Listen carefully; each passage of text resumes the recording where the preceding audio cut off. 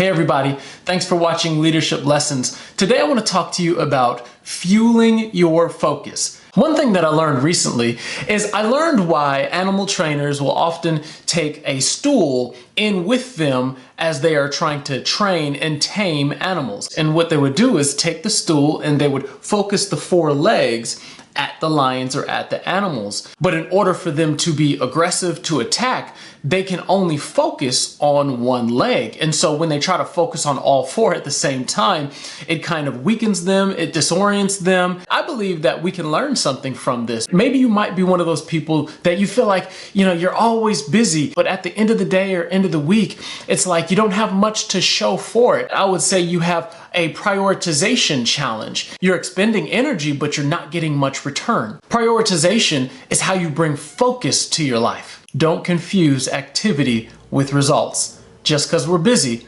doesn't mean we're getting results. The first step to focused effort is to know where you're starting from. So I always advise doing a 3-day time analysis. Now, what is that? It's just a fancy word for a time log. Basically, writing down or putting in your phone or your notes everything you're doing every hour on the hour. I ate for 20 minutes, I read a book for 20 minutes, and I had a 20-minute conversation with my mom.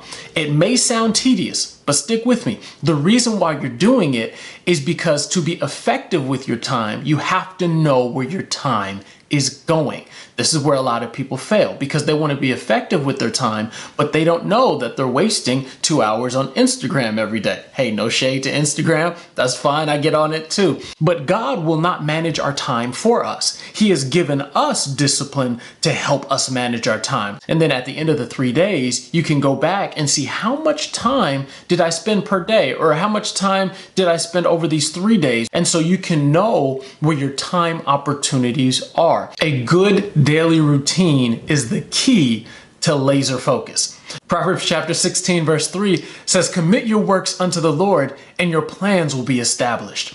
It is extremely important to have time with God, with prayer and meditating on His word. But it's important to note that even people who don't believe in God know that a form of meditation is a great way to be able to start your day and increase the productivity of your day. So here's 5 points to how to be more effective with your time. Number 1, write to-do lists. I think I learned this from my mother because my mom is the queen of the to-do list. Every to-do, every duty, every task, every job. But that's how she's always stayed organized. And I think that she's been the perfect complement to my father because the level of her organization has helped him be more effective. Here's the principle. You cannot be more effective without being more organized. Time management experts estimate that for every hour that you spend planning, you actually will save 4 hours.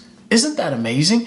That just a little bit of planning can go a long way. Point number 2. Schedules and time management. So I kind of started to go into it with the last point, but when you have your to-do list, now you can set different priorities in order of importance, and now you can begin to put them on the schedule. And if you've been really challenged in time management, and you know who you are, then you need to start keeping a very detailed schedule. Put everything on the schedule. We have smartphones now. You can put it right there and just schedule out your entire day. Yes, your entire day. I think you will be amazed at how effective it will be. My third point, you want to prioritize conversations. This is very important. Many people waste large amounts of time because they do not correctly prioritize conversations. We have conversations with spouses, with kids, with coworkers, with family, but you have to know which conversations deserve your time the most. Now, I would say that a conversation with its spouse definitely deserves your time. The ones that are time wasters, that are complaining, that are blaming, that are not trying to move your life forward, the ones that are trying to shift your mood or shift your emotions, you might want to put those ones on a lower priority. Just a thought. Point number 4 is what I call the return test. And this means that you want to gauge the return that you're going to get on the investment of your time for certain aspects of your time. Your time going to your family, your time going to your marriage, your time going to friends and coworkers, relationships or events or functions. What is the return that you're getting on the investment of that time? Leisure time, hey, this is what I need to unwind. This is what I need to relax. Time that you're spending exercising, hey, that's a great investment in your health. So that's time well spent. Time I'm going to invest with my kids, that's time well spent. I'm going to see a return on that. Serving in the church, that's going to yield a good return. So you want to make sure to list things in order of the kind of return that you're going to see in your life. And my fifth and final point for how to be more effective and how to be more focused with your time is that you have to make allowances for things that you are required to do. I have about a couple dozen employees that report to me and who are under me, and then I have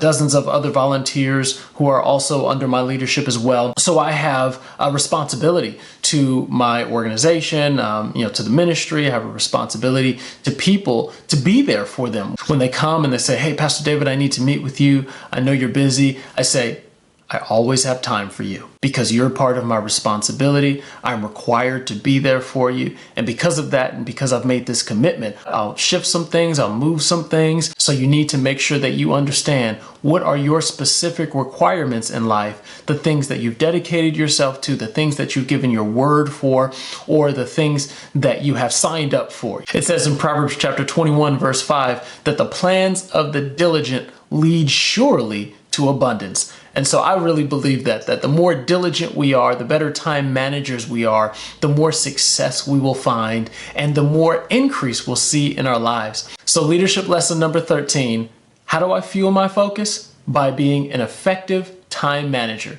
I got to be a good steward of my time, and that means I'll be a good leader and I'll see great increase in my life. Thanks for watching.